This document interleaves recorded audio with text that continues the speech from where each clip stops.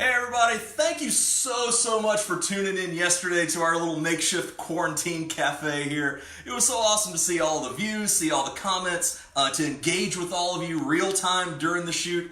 If we're going to be trapped indoors and away from each other, this was such a fun way to still stay connected. I hope we can keep doing this. I know that I plan on still making these videos as long as anybody wants to keep watching, or even if nobody wants to keep watching. I'll just do them to amuse Wendy over here and talk to an audience of one. That's all right with me. Thank you again for all the comments, and I mentioned that earlier, but just with all of the things that you want to see going forward, up on the horizon, we're going to be doing something with pasta. That will be possibly tomorrow or the next day. Eggs will be on there, and again, just more pantry staples. I was in Publix, our grocery store, yesterday, just walking around. Most of the suppliers said that they wouldn't have things until Thursday. So it's been kind of challenging, interesting, and in a weird, perverse way, kind of fun to challenge the limitations of what we can do just by looking at what's left. Sometimes that can lead us to a good answer or a good dish if we don't have anything at hand already. So using the things that we have already today, we are going to make jambalaya. Yeah, that's right. So this is really just kind of raiding our pantry for some stuff that we had floating around and some leftovers. Because really with these, this is not meant to be, chef food. This is not meant to be the best of the best. This is trying to make the best of a tough situation and really try and simulate what some of you guys might be going through out there. If it's, like I said, if it's just pantry staples, if we're trying to, I know I'm in a bit of a unique situation from a lot of you in that Wendy and I don't have kids, and so we're just cooking for two. So we can make small runs to our neighborhood grocery store if we're trying to, just cook for ourselves, minimize the amount of stuff we have in our fridge. I know a lot of you guys with families, it's more advantageous and safer to make just one big run to the store, so that is one that is not lost on me, and number two, that to try and really make the best of what you may have from one big run, and potentially even leftovers. So let's get started. I got a pretty hot pan right here. We already got 25 people watching. Yeah! Thanks for joining in. So, Woody and Chris Hall. Hello, Chris Hall. And Jermaine. Hey, Jermaine. Good to see everybody. So the one item that I usually keep this around my fridge most of the time, I've got some smoked sausage. Really, any kind doesn't matter. If you've got andouille, if you've got just straight up smoked sausage, this burner is not cooperating with me to the heat that I want it to. Or, if it's hot dogs, if it's the crappy Vienna sausages in the can, if you're, preparing for nuclear fallout, anything like that will work. We just want to be able to get our heat going. If this doesn't work, we may end up moving to the stove over there. Your friend Garrett's on the line. Oh, hey Garrett, good to nice to have seen you the other day. I got Shannon and Carrie and Donna from Seed and Feed. Great, that's awesome. It's great to see everybody. So this is good to see equipment not really working for us. It's having one of those Julia Child moments right now, where she would drop stuff on the floor. Oh, it's okay. But anyway, so I'm going to try and get a little bit of color on this sausage and browning and get it to release some of its fat. Because everything else that we're going to add to this, we want to be able to kind of cook in that rendered sausage fat. I've got some friends who were asking, it was great to see with our lentil chili yesterday that a lot of vegetarian and vegan friends that some of this stuff was resonating.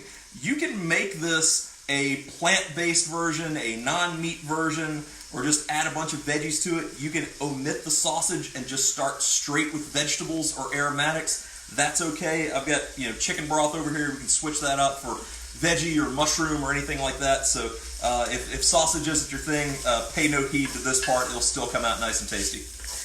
Woody's suggesting that you do a ribollita. Yes, that is absolutely on the list. Probably for this week too, because we got a couple of veggies. I think I've got some cabbage, some canned white beans, and really making the most of kind of turning. I've got onions normally as a pantry staple, but to be able to turn mirepoix into things out of celery sticks that we may have had floating around, or baby carrots that a lot of people eat with hummus and what have you. So now I got our pan cranking up, just trying to get a little bit of color on the sausage. I've got some friends out there who were mentioning chicken thighs. You may have chicken breast or just different types of raw chicken. You at this point, once you got the color on your sausage, then you would want to go in with your chicken and try and get a little bit of color. I would preferably, if it's thighs, if it's breast, I would dice it up just so it eats kind of the same on the fork. And then go in with the rest of the ingredients. In our case, I'll just go ahead and talk about this now. We had half of a rotisserie chicken that Wendy had bought earlier in the week. I'd used the leg quarters to help bulk out a chicken salad for some sandwiches, and really this was just the breast meat that we had pulled. So this is going in a little bit later because this is what we had in the quarantine cafe. Heather and Lee are on the line. Hey everybody. Thank you so much for joining. Please chime in with any questions, any comments. Love being able to engage and interact with all of you. Ooh, Nick Melvin's in the house. Oh, now I got to bring my A game. I got a guy from Louisiana on here, really knows his stuff on this. So good to see you, bud. So with the sausage starting to kind of give off its fatty goodness here, I got an onion. That's going in. You get a little bit of a sweat on the onion before you add the rest of the stuff. If you had a bountiful Cajun pantry and you had tasso ham, I wish I did, but we don't. You would want to add your tasso in kind of right after the chicken, just to where all that spice kind of starts to coat everything else and permeate its way throughout the dish. We got a couple of substitutes. I had some Cajun seasoning floating around. I'm actually going to add that now so the sausage can pick it up before we add the rest of the stuff. Britt Peterson asks, can you do all of this in your Julia Child voice? Well, I don't know how many times I would have to take a breath and pause and work on my R's for how long that would take. No. I've been told hard no by my camera woman, so happy to entertain. Good grief. I'm going to submit this for my Emmy nomination. Oh, John Burkell back in the house. Oh, good to see you, John. Thanks for joining us. So really, again, we talked about this is just kind of doing the best you can with what you got. We happen to have a few things, just kind of some basic aromatic staples. If you do need to brave the crowds at the supermarkets, try and pick up a few of these things because we're going to use mostly, canned, box, dried items. Maybe one piece of fresh produce or one, meat option if it's, ground beef going forward, if I can find any. If it's pork, if it's chicken, whatever it is, we'll try and cover some of those in addition to kind of doing a few more veggie options along the way. But if you do get the chance and you can find just some basic staples, onions and garlic are a great way to start. Speaking of the garlic, that's going in right about there. If you have any... Look at this. Oh. Yes, smell-o-vision, they still need to work on it. Yep. If you have any herbs, fresh herbs, dried herbs, that's all good here too. If you have fresh thyme, that's something that holds up pretty well. We didn't have any thyme. We had some rosemary that I chopped up. That's kind of good enough here. If you got bay leaves, which we didn't happen to have in our pantry, like I said, I'm not really going out and buying this stuff with the idea of doing perfect cooking. This is the idea of trying to make the best of what we got. So just going to give a couple of shout outs here as we're doing this. This is, I know I mentioned both you ladies yesterday, but Stephanie Williams and Amanda Shea both looking for dishes with rice. Stephanie in particular wanted some spice on the rice, so this one's for you, my friend. They also address another good friend, Ellen Trepay, who asked how to cook for both a plant-based and a meat eater in the same dish, which is an interesting challenge because we're doing some one-pot dishes, and that's kind of what we're going to be doing going forward, with the exception of make this stew and then cook rice. I'm not looking to do anything kind of larger than the one pot option. If you do have some meat eaters out there, let's just say you've got, we'll just say chicken thighs, for example, which is a great one. You can cook those off separately in a pan, season them with salt and pepper, cook them skin side down, get them crispy. You can finish them in the oven. And then let's say it's a stew like this. If you wanted to serve them on the side, if you wanted to separate your portion out of your plant-based and your veggie-friendly food, and then for those of your dining companion, and then he or she can pick their chicken and add it to their dish, that works just as well. And we'll do a couple of those. I've got a Thai coconut curry that we're going to be doing later on in the next down the road. We got a Moroccan tagine that we're going to be doing at some point, so that'll address all of that. Yeah, so Aaron Thornton says at the DeKalb Farmers Market is fully stocked, meats included. Yeah! All right, I gotta go brave the Your DeKalb Farmers Market. Hopefully they're not the big crowds. For those of you who are in Atlanta and haven't discovered the joys of the DeKalb Farmers Market, which is probably about 3 of you, that is seriously, and I'll go ahead and add this right now, this is where we get our spices. You can get cheap bulk spices, especially the ones that you use a lot from DeKalb Farmers Market. I like mine with a little bit of oomph on the jambalaya, especially since we didn't have spicier sausage or a spice ham like Tasso. Add a little bit of crushed red into that. Angela Hansberger in the house. How you doing, Angela? Good to see you. Thanks for joining up. So looking to just get some softness, sweat on the onions. We got our garlic, fragrant, rosemary, or any kind of herbs that we're using. You can smell that. That's really good. Season, salt, pepper along the way.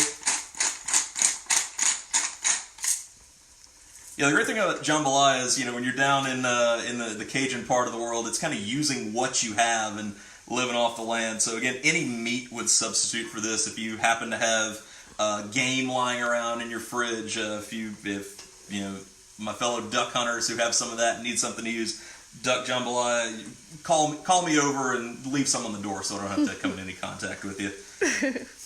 Got some rice.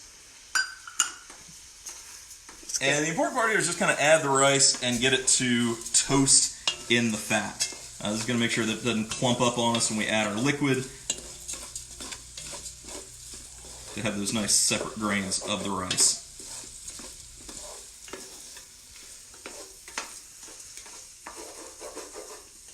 Yeah, and really, like I said, any questions, please leave more stuff in the comments. I genuinely appreciate all the likes. It's fun to just be with everybody in a virtual setting.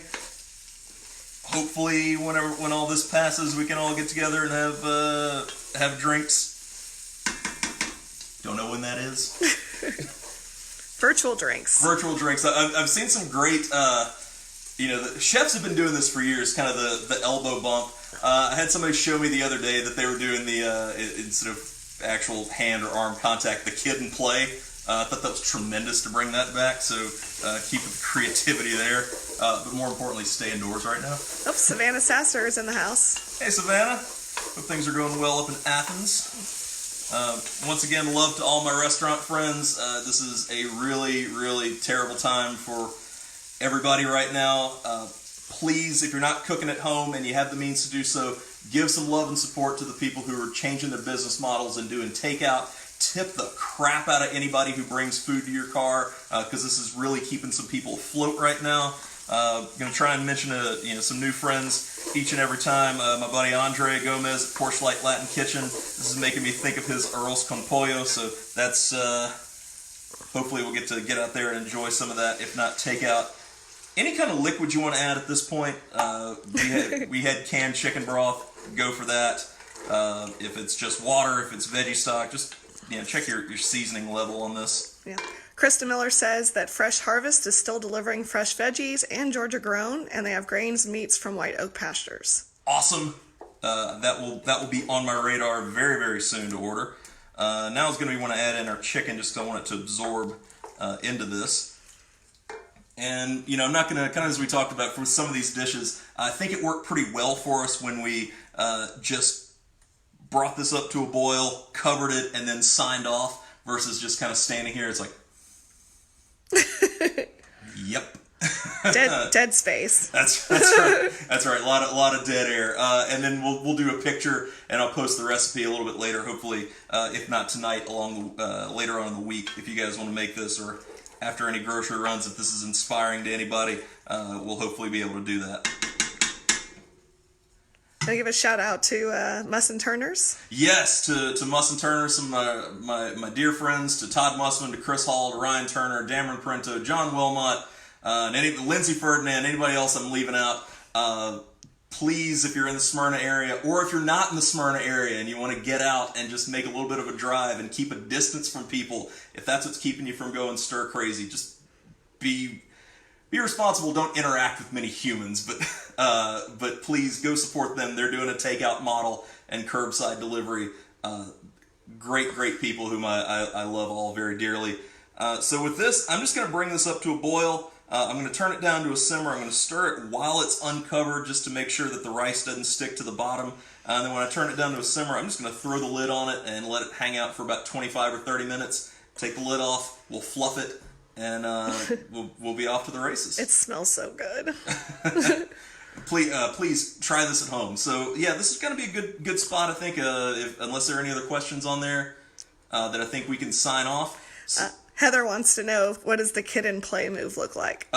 See, there has to be a second person to do that, and I'm not going to call Wendy into action on this because doing it for one would probably be the saddest thing that any of you could hope to imagine. And so YouTube that one. So I would say we're going to put a lid on this in just a second. Thank you so much. Please like, please comment, share if you like. Stay safe and wash your hands. See you guys.